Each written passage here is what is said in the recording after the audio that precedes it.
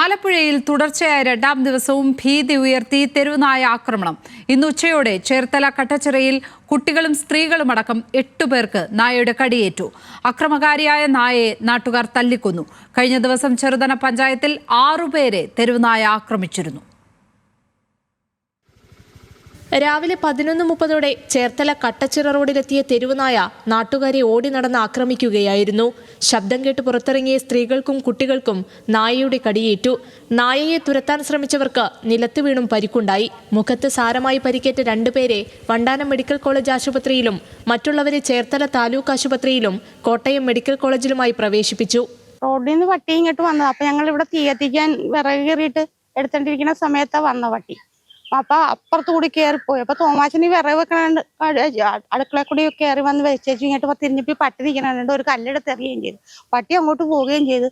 പിന്നെ നിലവിളിയാ കേട്ടത്. അവിടെ പിരിച്ചേണ്ടുന്ന ചേച്ചിനെ കടിച്ച്. പിന്നെ തെക്കോട്ട് പോയി അവരെ 3-4 പേരെ ഒരുമിച്ച് കടിച്ച്. പ്രദേശത്ത് ഭീതി പടർത്തിയ നായയെ പിന്നീട് നാട്ടുകാർ തല്ലിക്കൊന്നു. കഴിഞ്ഞ ദിവസം ആലപ്പുഴ ചെറുതന പഞ്ചായത്തിൽ 6 പേർക്കാണ് തെരുവുനായയുടെ കടിയേറ്റത്. 12 വയസ്സുള്ള കുട്ടിയടക്കം വണ്ടാനം മെഡിക്കൽ കോളേജിൽ ചികിത്സ തേടി. ചത്ത നിലയിൽ കണ്ടെത്തിയ നായയ്ക്ക് പേവിഷബാധ സ്ഥിരീകരിച്ചത് നാട്ടുകാരിൽ ആശങ്ക ഉയർത്തുന്നുണ്ട്. വീടുകളിലെ വളർത്തുമൃഗങ്ങൾക്കും നായയുടെ കടിയേറ്റിരുന്നു. ജില്ലയിൽ തുടർച്ചയായി ഉണ്ടാകുന്ന തെരുവുനായ ആക്രമണങ്ങളിൽ പ്രതിഷേധത്തിലാണ് നാട്ടുകാർ. നിലവിൽ ഒരു ABC സെന്റർ മാത്രമുള്ള ജില്ലയിൽ വന്ധ്യംകരണമടക്കമുള്ള നടപടികൾ ഫലപ്രദമായി നടക്കുന്നില്ലെന്ന വിമർശനവും ഉയരുന്നുണ്ട്. ന്യൂസ് മലയാളം, ആലപ്പുഴ.